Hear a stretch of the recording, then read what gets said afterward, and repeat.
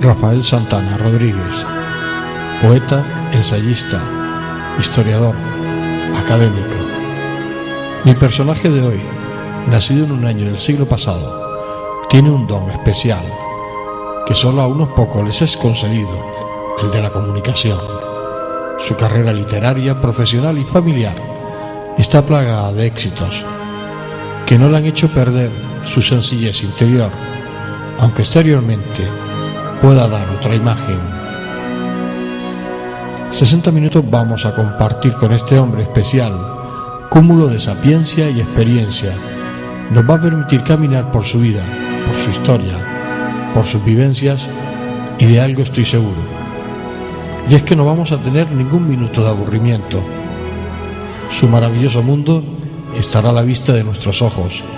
A través de sus palabras podremos instalarnos en su interior, que nos facilitará el entendimiento de su existencia.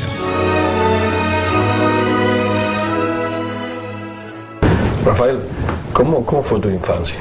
Cuéntame un poco, ¿cómo fue tu infancia? Bueno, pues mi infancia es la misma infancia que podía haber tenido, bueno, entre comillas, porque no es la misma a nivel general. Pero bueno, es la típica infancia de la posguerra, donde escaseaba de todo y donde unos pocos podíamos tener la oportunidad de estudiar. Yo, por ejemplo, me eduqué en mis primeros años en La Salle Antunes, y después pasé de ahí al seminario. Y estuve en el seminario pues hasta que un día pues me dice el obispo Pildain que bueno, que no quería que yo tuviera la vocación para ser sacerdote, que había estado analizando mi comportamiento y en fin, y de la noche a la mañana me vi con mi sotana en el brazo para mi casa. Sí recuerdo como anécdota que fue el disgusto más grande que yo le di a mi padre, porque en aquella época tener un hijo cura era la salvación de toda la familia, y aunque yo era hijo único, pero vamos, era la salvación de la familia. De todas formas, yo tengo que reconocer que ahora mismo, ya pasados los años, tantos años como han pasado, que probablemente tenía razón, que yo era más un producto de aquel momento en que, por educarme en colegios más o menos especiales como La Salle, y además religiosos, quizás influyó mucho en que yo fuera una buena persona, más que una vocación de sacerdote, fuera una buena persona y que me iba bien y lo soportaba bien. Pero tengo que reconocer también que en aquella época la decisión de Pilday era una decisión inteligente, porque así como hoy se ordena el año, si es que se ordena uno o dos, en aquella época se ordenaban todos los años pues alrededor de 50, 25, 30, 50 y más. Claro que sí, fue cuando se hicieron los dos edificios enormes, porque mi época era de San Agustín, cuando estaba el antiguo seminario viejo, y luego era tal digamos la demanda que había de vocaciones, que se hicieron los dos edificios enormes que hoy es la Universidad arriba en Tafira. Fue una infancia bien con la ¿Cómo eran tus juegos de niño? Bueno, en aquella época los juegos eran, si eras un niño de la calle normal, Yo la verdad que no fui nunca un niño normal, siempre estaba, digamos, más que, yo diría, súper protegido por mis padres, por el ambiente que me rodeaba, la gente con la que yo convivía, estaba súper protegido, y entonces realmente no viví lo que eran los niños de la calle, digamos, los que se criaron en otras condiciones. Y bueno, y había los típicos juegos de las chapas, te ponías de una sera a la otra, vamos, en el arsén, de una sera a la otra, y existían, que ya hoy ni las ves, pero bueno, existían lo que llamaban las salidas del agua, las cloacas, que era la jugábamos a las chapas, y eso era la portería. Es uno de los juegos también. Bueno, el juego de la pelota ha sido de toda la vida, que yo sepa, el deporte rey, ¿no? Y luego, pues, la lucha canaria estaba en auge, era uno de los deportes autóctonos que más radicado estaba. ¿Tú llegaste a ver juguetes en tu época? Sí, lo que pasa es que no tiene nada que ver con lo de hoy, ni con lo de hace 20 años. Eran los juguetes típicos, estaban hechos todos de madera, artesanalmente, y en aquella época existía la patineta, 2 ruedas, con un esto y una patineta, un palo y 2 orejas, que era la patineta, ¿no? O el palito con la cabeza de burro, que te lo ponía entre las piernas y a correr con los caballos, como los caballos, claro, y a ser de mosquetero, por ejemplo, que es lo que estaba de moda en aquella época, los mosqueteros. Pero vamos, los juguetes eran todos artesanales, los camiones, los cochitos, no existía la pistola, existía de madera. ¿Cómo era una noche de Reyes de tu infancia? ¿La recuerdas? Bueno, la noche de Reyes... ¿Se vivía esa noche? Sí.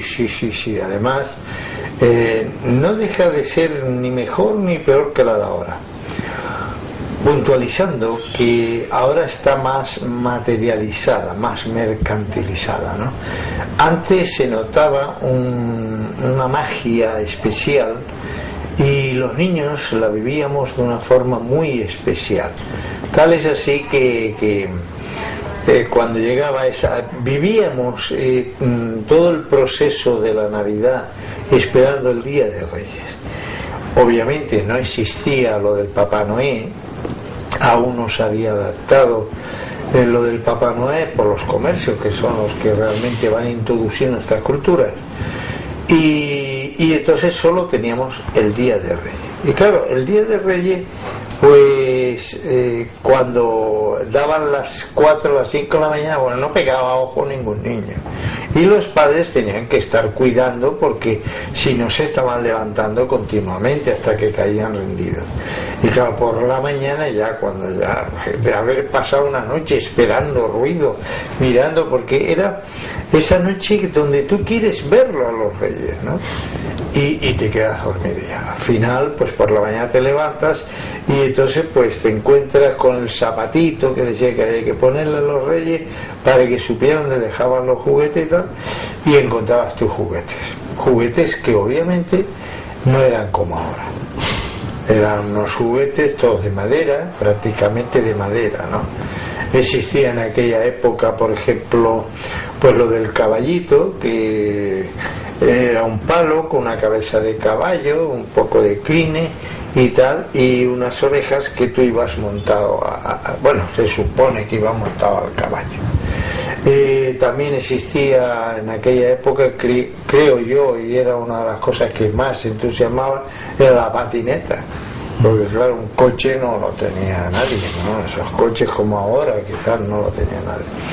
Y bueno, los camiones, los típicos camiones, las pelotas de trapo, que estaban muy bien hechas, por cierto, pues existían las pelotas de trapo. En mi época, en mi infancia, no existían todavía. Luego, posteriormente, claro, todo esto fue cambiando, fue apareciendo el plástico, el plástico dio un cambio enorme a todo, a la juguetería, a la forma de vivir, a todo. El plástico fue un invento increíble, ¿no? Y fuimos viendo el proceso. Ya después venían, pues ese mismo caballito venía de plástico, vamos, venía con un tubo de PVC o de plástico, ¿no? La misma patineta pues venía ya con las dos rueditas siempre, pero de plástico. Las pelotas empezaron a venir unas pelotas duras de plástico también, ¿no?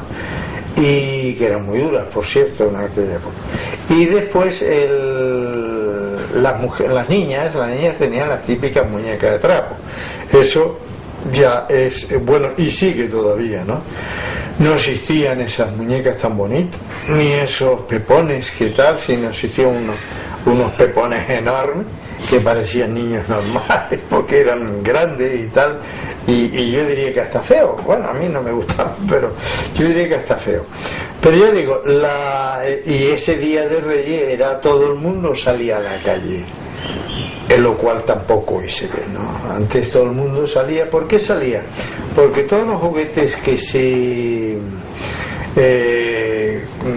se regalaban para estas fechas eran juguetes para ir a la calle, y todo el mundo salía a la calle, pues se colocaba el traje de indio, que existían también, el de los mosqueteros con su caballo y su espada que era de madera, y salía a la calle, las niñas con sus muñecas y tal. Y esto duró hasta, pues hará unos 10 años. Era muy bonito el Día de Reyes porque tú veías las calles, los parques llenos de niños jugando con lo que le habían regalado a los reyes. Nadie se quedaba en casa. Claro, con el tiempo ha venido pues no sé ni cómo le llaman, la maquinita esa, la PlayStation esa. Y ya no sale nadie. Y ya no sale nadie de casa. Porque los regalos están en casa. Exactamente. Han venido esos juguetes tan sofisticados y tal.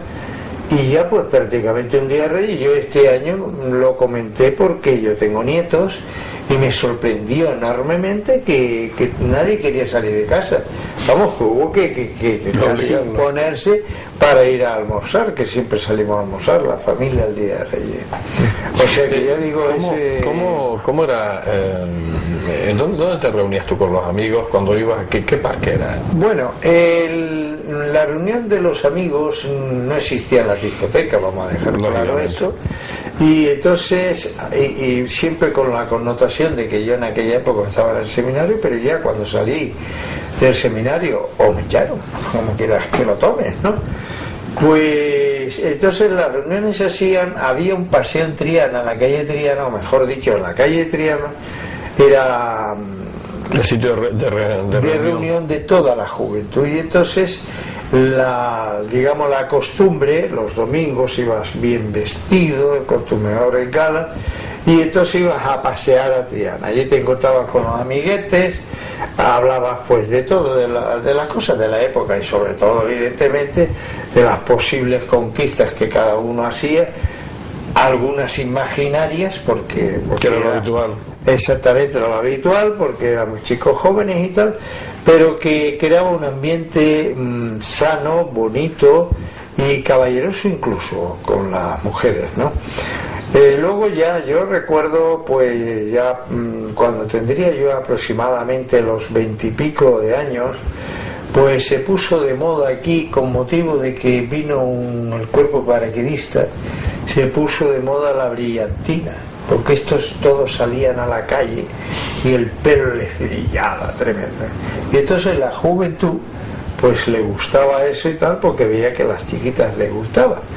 Y entonces todos, tú veías en el paseo todo el mundo con el pelo negro, pero brillando, vamos, a algunos les corría la brillantina porque querían ir todos muy tal.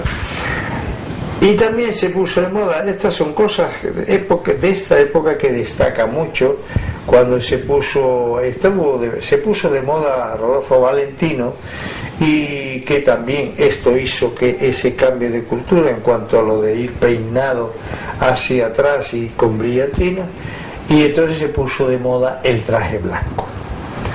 El traje blanco, pues bueno, no todo el mundo podía llevar un traje blanco, evidentemente, pero vamos, yo por ejemplo recuerdo ir con mi traje blanco y bueno, parecía un dandy, lo típico de la época, ¿no? y todo el que podía, evidentemente, claro, es una cuestión ya de la situación económica de cada familia, pues iban vestidos de blanco, su corbata roja, y ya empezó a aparecer lo de las gafas negras, que se las ponían solo porque era aunque no hiciera sol. Aunque no hiciera sol, era porque resultaba bonito, porque se había puesto de moda y tal. Sí. Tu etapa del seminario, lógicamente en aquella época, como tú decías, bueno, pues el haberte iniciado en un colegio de religiosos, pues yo creo que también la época ayudaba mucho a tú creerte las cosas y a pensar que era tu historia. Pero esos años en el seminario, ¿cómo fueron? Bueno, los años del seminario fueron unos años, desde el punto de vista, digamos, docente, maravillosos. Desde el punto de vista personal, no tan maravilloso. Había mucha rigidez. Y yo recuerdo cuando dejé el seminario, estaba imbuido de una idea muy concreta con respecto a la moral y a todo esto, y en parte tengo que decir que me hizo mucho daño. Mucho daño, quizás no tanto el hecho de haber estado en el seminario, que no puedo decir que esto me hiciera daño porque no es cierto, sino el hecho de haber truncado de alguna manera esa posibilidad de ser sacerdote, porque ya estaba mentalizado con ella, ¿no? Y entonces estuve un tiempo que, claro, eran dos mundos diferentes, el del seminario, la vida del seminario, donde ibas todo el día con la sotana, y la vida en la calle era totalmente diferente, ¿no? ¿Te costó adaptarse? Sí, mucho. Yo casi vivía ya, pues estaba a punto de terminar teología. Porque tú estabas ya a punto de sí. Y entonces ya me metí en la escuela de comercio. Bueno, ya digo, aparte del disgusto. La famosa escuela de comercio por arriba de la Plaza de Santa Ana. Exactamente. Y entonces, claro, yo hice el peritaje en un examen. Los 3 años. 3 años eran o 4 años. Sí, eran 3. Pero claro, yo, aparte de las materias específicas, pues el resto era lo mismo de lo mismo, ¿entiendes? Y tengo que reconocer que yo tenía una gran preparación. Había salido tanto de la Salle como del seminario con una gran preparación. Y entonces, bueno, pues después ya hice el profesorado, y cuando hice el profesorado me quedé en ello. Entonces, posteriormente, pues ya me eché mi novia, que es la única novia y la única mujer. Yo me casé con la misma mujer que fue mi novia. Pero no conociste más mujeres que bueno, vamos a ser honestos, conocí más mujeres, pero bueno, me refiero a que pero vamos, serio, sí. En ese aspecto, digamos, en plan serio, en plan, pues eso ¿Y que la conoces? ¿En uno de los paseos de Triana? Exactamente, la conozco. ¿En los paseos de Triana? Bueno, la conocí realmente no en uno de los paseos de Triana, la conocí en mi casa. Ella era modista y su madre, y venían a coser a casa, que antes se usaba eso, ya no. Y estaban los famosos cuartos de costura. Exactamente. Estaban en las casas. ¿Sí? Exactamente. Y entonces ella venía con su madre a coser. Y entonces, el día que, no sé, debió ser un día de vacaciones, algo de eso, yo ya era un pueblecito, ya era un pueblecito mayor, ¿ya? Bueno, mayor, 20 y pico años, pero con la misma seriedad de hoy, porque claro, no tuve ocasión de vivir ese ambiente de juventud de hoy, ni de la calle, sino más bien siempre enclaustrado. Y entonces recuerdo, y además es un recuerdo que no olvidaré nunca, se lo comenté hoy precisamente, porque hoy pues es un día especial.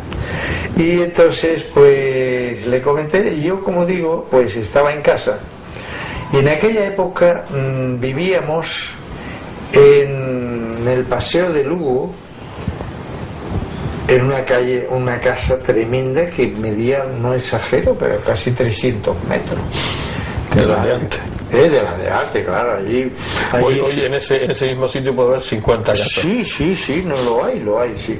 Y de hecho, pues claro, disponíamos de sirvienta, de cocinero y tal igual, pues claro, había un salón para recibir las visitas exclusivamente, eso allí no se sentaba nadie. Luego estaba el despacho de mi padre, luego pues estaba la alcoba, que habían como 3 o 4 dormitorios, estaba al fondo dando hacia el mar el de la chica que se quedaba en casa fija, y fin, una casa enorme, ¿no? Una casa grande. Y claro, entonces, y luego tenía pues eso, la típica azotea. El solar era nuestro, vamos, de mis padres. Y la típica azotea. En la típica azotea, pues como mi padre procede de Agüime, pues había lo lógico de la gente de campo. Y ahora que se usaba mucho en la capital, tener sus gallinitas, sus cabritas. Exactamente, y porque casi todos pues teníamos eso, teníamos gallina, pues teníamos un par de cabras, conejos, lo típico, ¿no? Y entonces esta chica llega allí, la costurera tal, con su madre, y se sentó al entrar, que había como una especie de saloncito recibidor, y yo estaba leyendo el periódico, afición que tengo de toda la vida, leer por la mañana el periódico, y claro, lógico, era joven y tal, y me quedo mirando así por encima del periódico y mirando y digo, coño, qué negra. No era negra, era morena, una canariona tremenda con un pelo largo que le llegaba a la cintura, llevaba un pullover azul clarito, azul celeste, y una farda blanca, sí, no se me olvida nunca. Y entonces miré delgadita y tal. Y miré y casi fue, digamos, el flechazo. El flechazo, sí. Y bueno, pues yo estuve mirando y tal. Entonces mi madre, que le gustaba mucho, como todas las madres, y como además sabía que yo no era hombre de mujeres ni de historia, porque me había criado en un entorno totalmente ajeno a todo ello, pues dice, mira, que dile a mi hijo que te enseñe arriba que tenemos las gallinas para que tú veas y tal, que tú que eres de la aldea, porque ella es de la aldea San Nicolás. Y su madre, para descanse, mi suegra era de Tejeda. Tejeda. Y entonces, ¿qué tal? ¿Te va a gustar? Bueno, pues yo quiero acompañar, ¿verdad? Muy educado. Y entonces cuando bajamos por la escalera había un loro que tenía mi familia allí, ¿no? Y digo, mira, ¿a ti te gustan los loros? Y dice, a mí no me gustan. Bueno, pues nada, aquello yo creo que fue un flechazo. Y al siguiente domingo, pues estando en Triana, empiezo a ir yo unos voladores y tal. Y era la fiesta de San Nicolás. Y entonces con 2 amigos, 3 amigos que estábamos paseando, y oye, ¿por qué no vamos aquí y tal? Porque a mí siempre me ha gustado esto del tiro al blanco y tal, ¿no? Y de hecho pertenezco al club de tiro y tal. Y bueno, pues vamos, y me la encuentro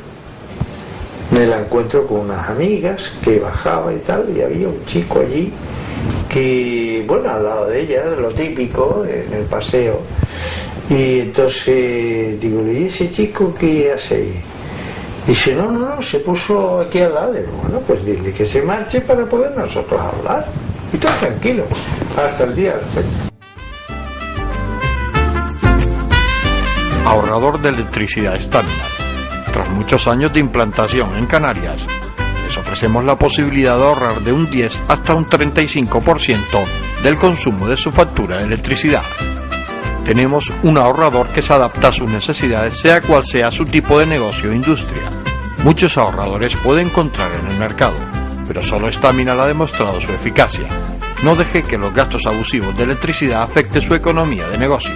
Pídanos presupuesto sin compromiso al 921-481-249.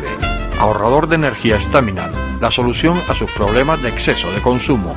Ahorre de un 10 hasta un 35% de su factura de electricidad.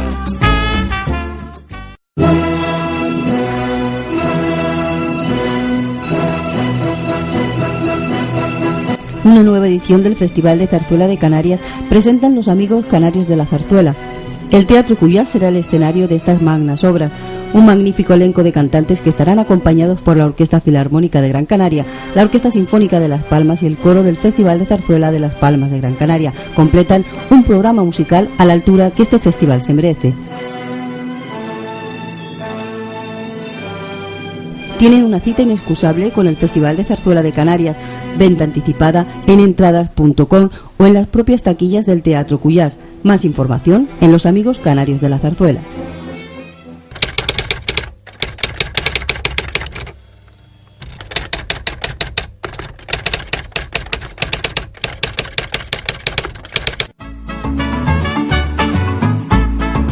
El ahorrador de electricidad Estaminal es el único aparato en el mercado que reduce el consumo de electricidad tras haberse instalado en miles de hogares en Canarias. No deje que su factura de electricidad afecte su economía familiar. El ahorrador Estaminal le garantiza una reducción de un 10 hasta un 35% de su recibo de luz. Estaminal no necesita ninguna instalación especial, es autoinstalable y no consume electricidad. Diga basta al excesivo consumo de electricidad y llámenos al 928-481-249. Reduzca hasta un 35% de su factura de electricidad. Estaminal, su seguro de ahorro.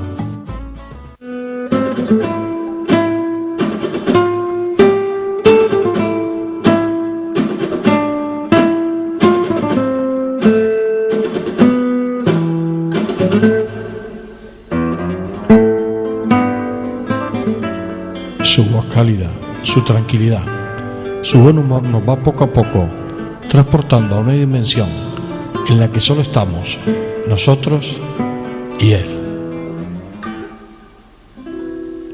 Su verborrea es tan clara y convincente que juraría que estoy viendo verdaderas imágenes de la recreación de su vida.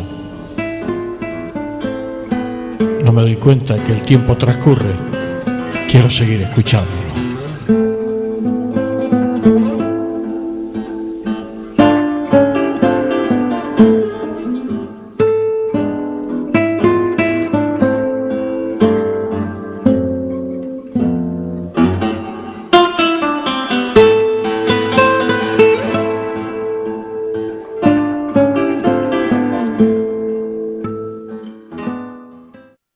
Rafael, me hablabas de conocías a tu futura mujer en ese famoso paseo de Triana.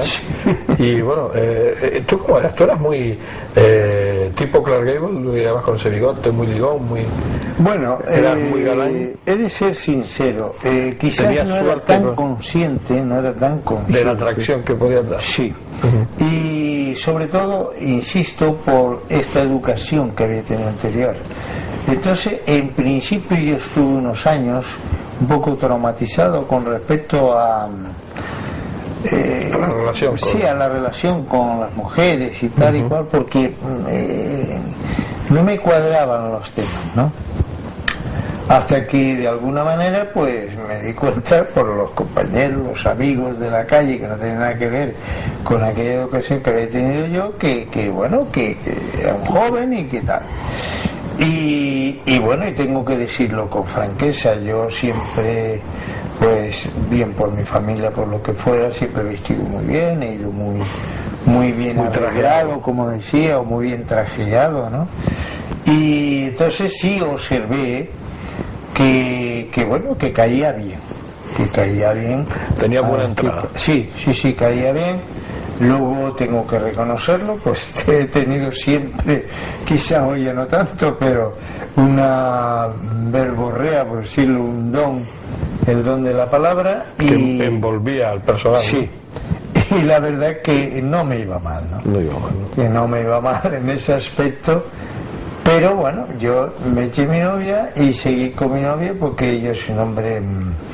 ¿Fue un noviazgo largo como en aquella época que se hablaba muchísimos años? ¿O pues no? Iba camino de ser un noviazgo largo. Iba camino. Porque, bueno, la verdad es que yo cuando me espabilé, por decirlo de forma llana y simple, me di cuenta que, bueno, que era de otro mundo y que yo... Que no tenía nada que ver con lo que... Claro. Entonces pues ya me empecé a hacer un poquillo pues pinta, ¿no? Claro. Y entonces, claro, mi mujer era una chica muy seria, claro, una gran familia, seria de todos ellos y tal, y claro, no, a mí no me veían al principio bien, por eso de que era un señorito y por eso de que no parecía, porque se cuidaba mucho en aquella época, que viniera con buenas intenciones, ¿no? Claro, dabas otra pinta, entonces. Sí, no.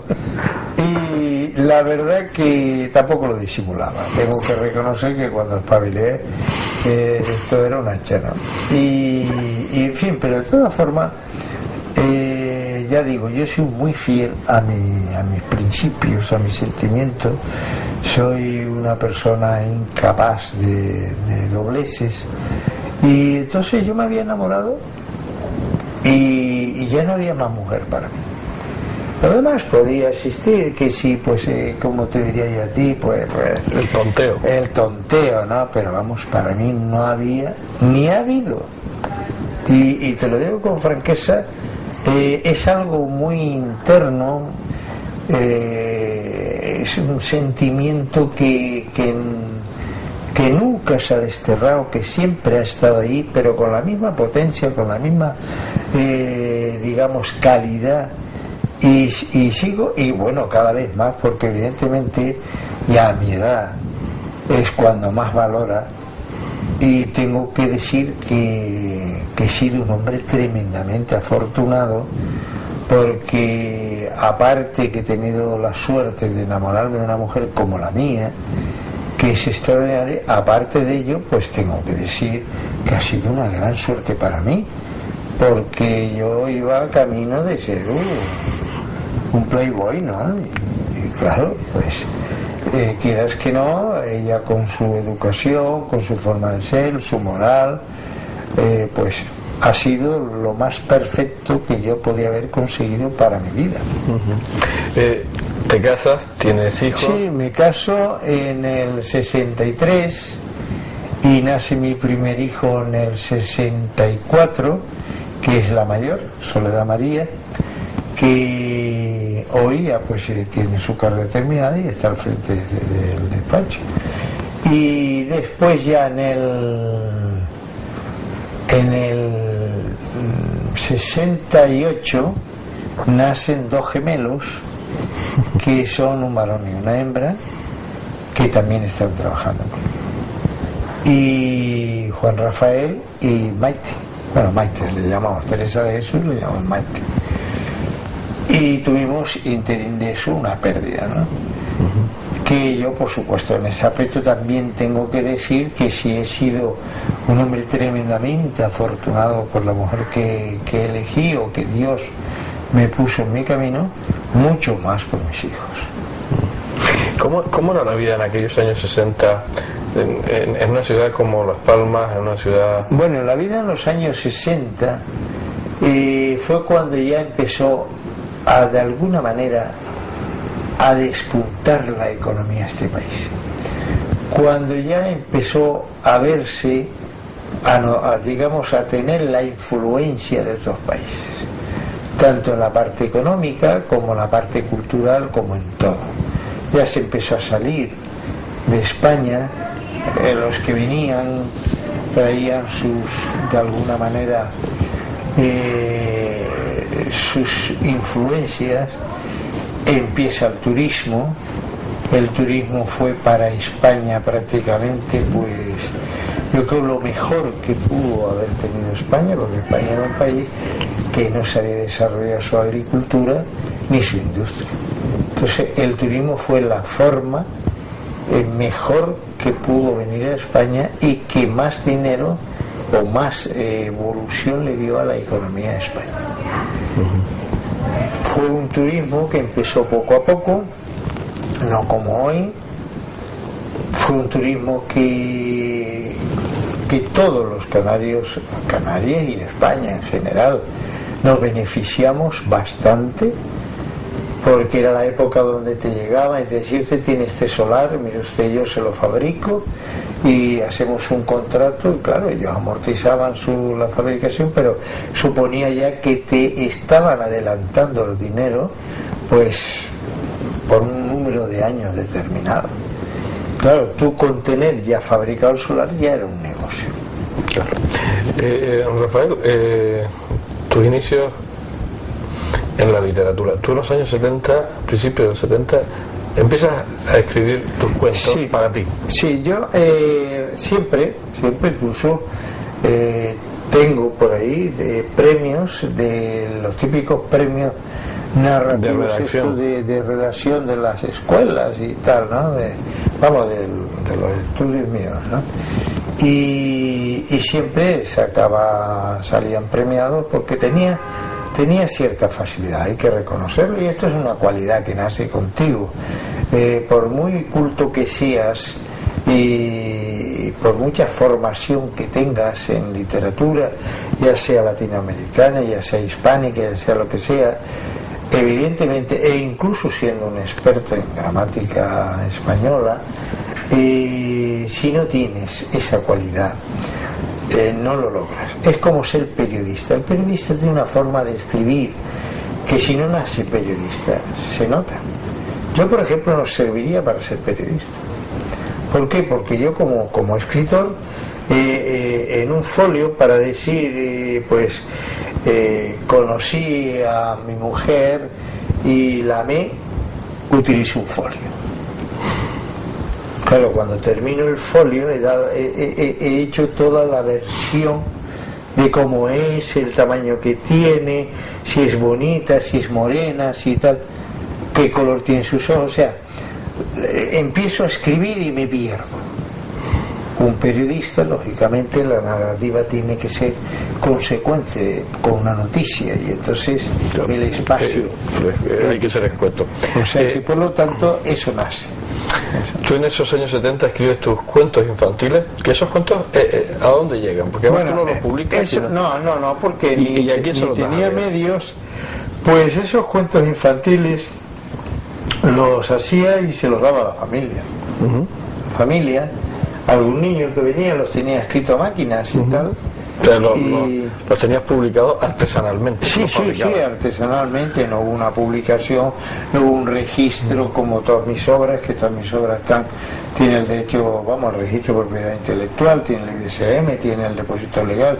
No, esto lo hacía yo, digamos, eso, incluso a mano. Incluso a mano. Pero perdona que te interrumpí así. Sí, que me entretenía con ello, y claro, ya cuando me encontré en condiciones de poder publicar, empiezo con lo que más me ha gustado siempre, porque a mí lo que más me ha gustado siempre es la poesía, y empiezo a publicar. Publico la primera obra en el año 83, y a partir de ahí ha sido una sucesión. Y dejé de publicar poesía porque hubo un momento en que yo me sentía incómodo, porque me habían, digamos, etiquetado, y yo me consideraba más que eso.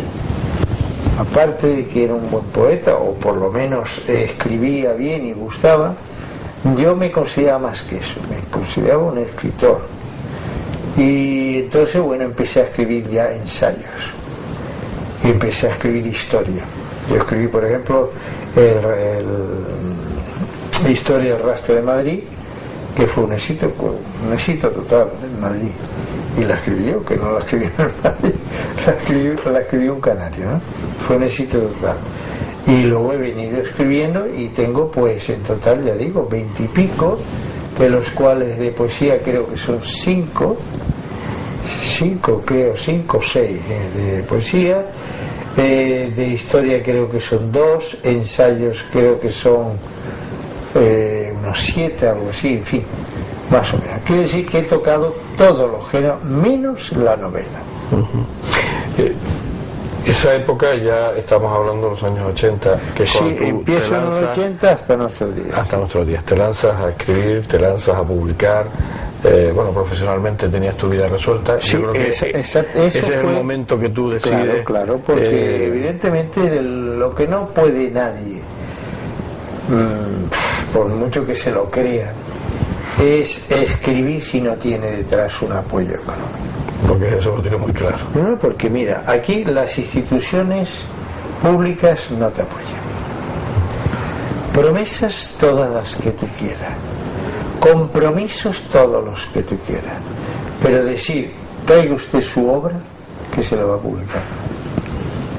Te lo prometen, la lleva, que no hay presupuestos para el año que viene y tal, y yo reconozco que tengo un carácter un poco, digamos, jodido. Poco paciente, ¿no? Sí, no. Poco yo paciente para ellos. Sí, yo no sirvo para estar mendigando. Yo tuve un problema con el Cabildo, con una obra, porque además se me ofreció, que fue cuando yo hice la presentación de Rutas de Silencio en Madrid, que fue un éxito total, porque además Camilo José Sela, Paco Umbral, Vargas Llosa asistieron, lo mejor de Madrid y del mundo de la literatura asistió. Y claro, pues Masía aparece allí sin comer ni verlo. No vino cuando se le invitó al Hogar Canario, que fue una semana de conferencia donde se presentaba este libro, y luego me entregaron el premio de la Asociación de la Prensa, y apareció por allí y tal, pero públicamente ofreciendo poco más o menos que el Cabildo de la. Y entonces cuando llego aquí, pues el hombre se olvidó y un día me llama, y entonces que fuera, que no dejara de ir, que tal, que para arriba, que para abajo, y bueno, yo cuando voy a verlo, y para no ampliar mucho el tema, y este señor me da una tarjeta y me dice, vaya usted a ver a Bombín, que estaba allí, que ya murió, que descanse. Y si apenas me atendió ni sabía de qué estaba hablando, el otro no me atendió, con lo cual obviamente pues fue una pérdida de tiempo. No, fue aquello, para mí fue un indigno, falta de respeto y tal. Entonces fui y se lo dije personalmente, y mira, tú estás equivocado, yo no soy un aficionado, yo soy un señor que aparte de mis títulos académicos soy un profesional, y a mí no me toma el pelo nadie, ni tú ni nadie. Bueno, tuvimos típico altercado que ha quedado así, pero vamos, que a mí entidades privadas sí, o como ahora que acabo de obtener el primer premio de poesía 2006 de literatura de José Zorrilla, que publican ellos, la publicación conlleva, el premio conlleva la publicación, o el primer premio que he obtenido este año, ahora en enero, se me ha comunicado del premio Isabel la Católica, que es un premio internacional. Y entonces, bueno, pues este premio conlleva también, aparte de una estatuilla, unas cosas, la entrega de la edición, el publicar una edición, que es un libro que está ya en imprenta, que se titula, que fue el que se presentó al concurso, El siglo para una reina.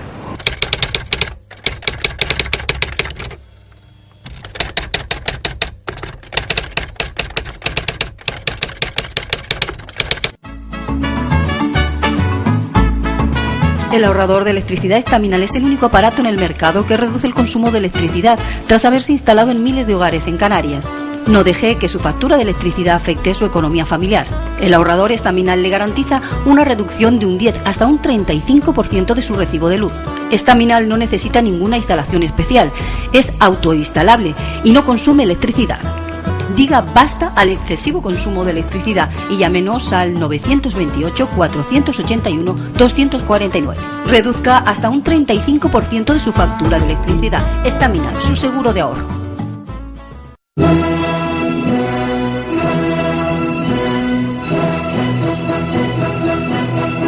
Una nueva edición del Festival de Zarzuela de Canarias presentan los amigos canarios de la zarzuela.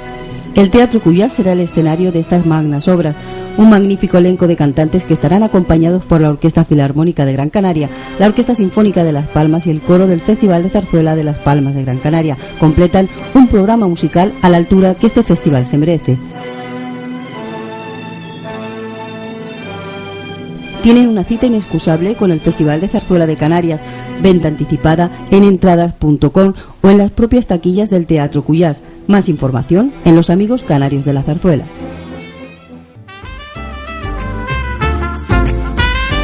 ahorrador de electricidad Staminar.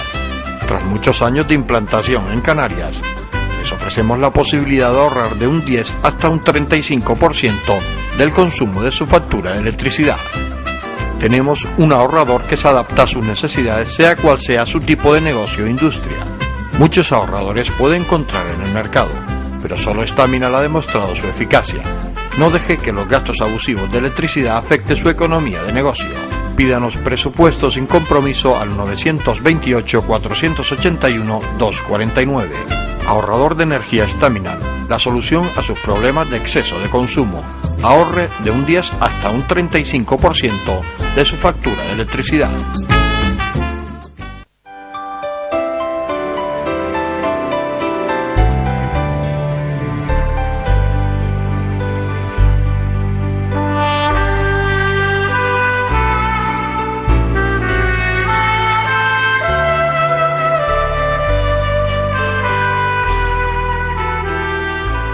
Sus distinciones, premios, condecoraciones, el ser uno de los escritores más importantes de este tiempo, no le han cambiado para nada su manera de ver la sociedad, su preocupación porque las personas desarrollen su interior.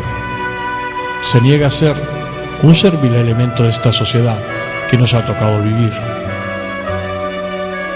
Estoy intentando que el tiempo se detenga, porque todavía me queda mucho que compartir con Rafael.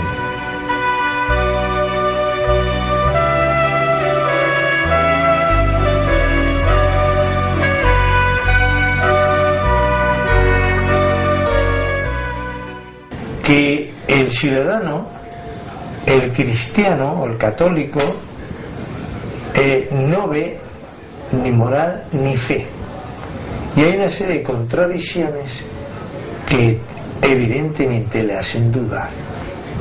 Si a esto le añade que el entorno ha cambiado de tal manera que la bebé se ha ido perdiendo, no ha estado donde tenía que estar y ha estado en un sitio donde no debía haber estado nunca, pues claro, esto hace mucho más el aislamiento entre el feligrés y la iglesia.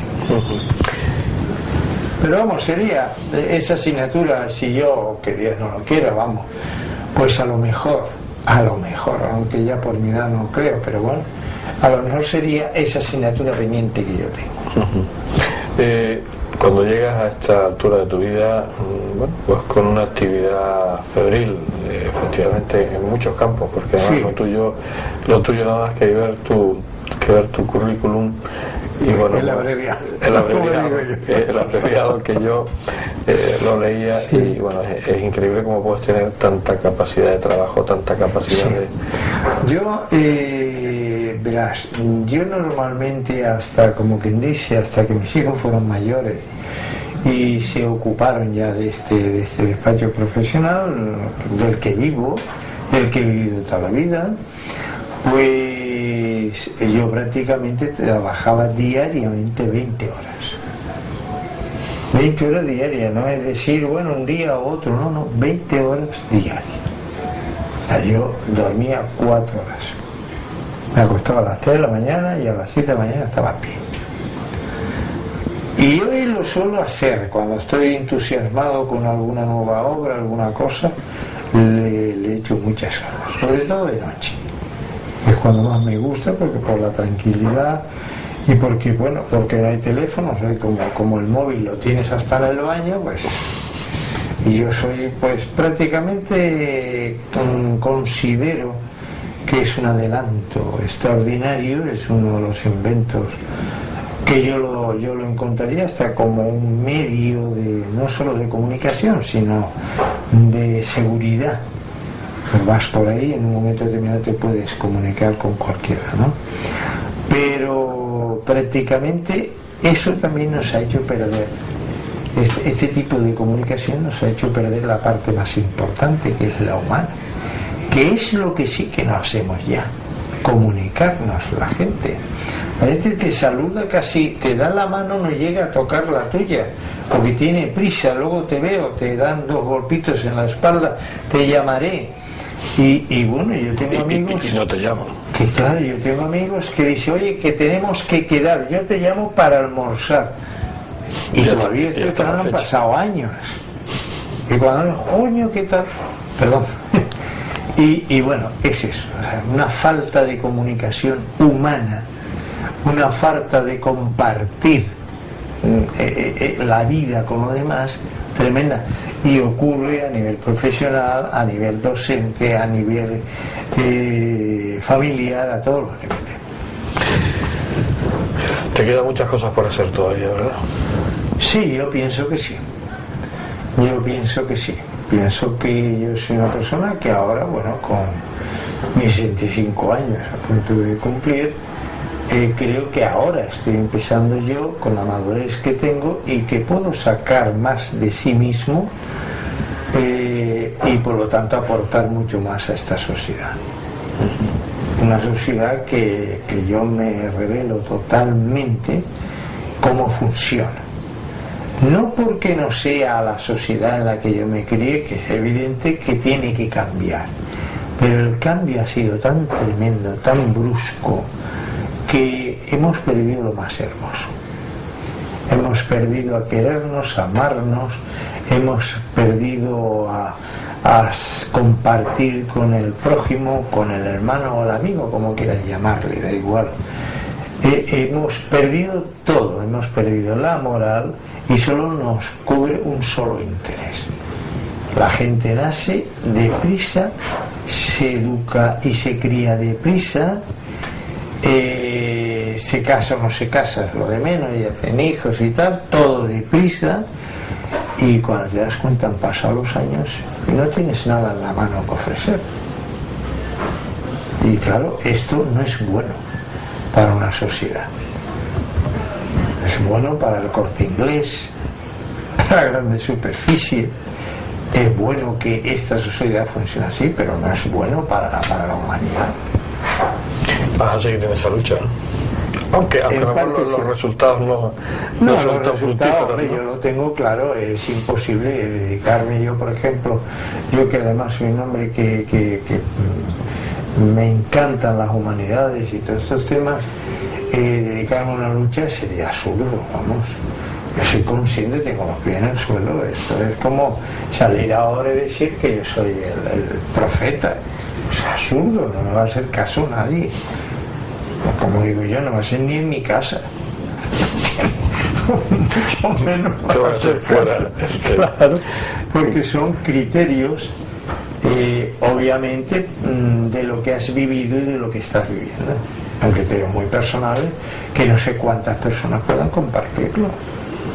Yo creo que a veces son más de lo que tú crees. Sí, es posible. A lo mejor lo que pasa es que no se notan tanto, pero yo creo que sí.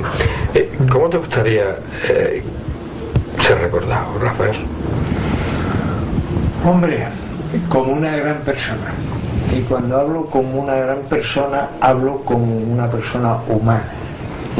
Eso que decimos los canarios, como una buena persona. A mí no me preocupa tanto que me recuerden como un gran escritor, ni como un escritor, ni como un poeta. A mí me importa que me recuerden como persona, y que como persona se valore lo que soy como persona, que es mucho más que todo eso, que los títulos, que las medallas, que todo lo que se puede haber conseguido materialmente, que cuando yo muera pues tiene un futuro incierto, no sé dónde va a terminar. A mí lo que sí me importa es que se me valore por mi moral, por las cosas que he conseguido hacer bien por los demás y sobre todo como persona, por mi forma de ser. Llega el triste momento del final, de una despedida, de una finalización de historia. Me van a permitir, señores telespectadores, que lea un poema de mi buen amigo Rafael, dedicado al marginado. En este insólito mundo, caudal de insolidaridad, es tanto el pesar profundo que llega a la hilaridad. Es tan profunda la pena que tiene que sufrir la gente, que nadie mira de frente las desgracias en cadena. La agonía va aumentando, porque no ves el final de que se estén arrastrando miserias de un carnaval. Vagabundo y miserable te llaman si tú lo encubres, sin tildar al responsable de la situación que sufres. marginado en sociedad. Nadie te tiende una mano ni se coloca a tu lado porque te ven marginado. En esta la triste historia de todo ser relegado al que tanta gente ignora en un mundo civilizado. Me siento lleno interiormente, en paz conmigo mismo. Estos momentos que he podido vivir junto a ti, Rafael, formarán ya parte de mi vida, sin derecho a borrarse de mi memoria.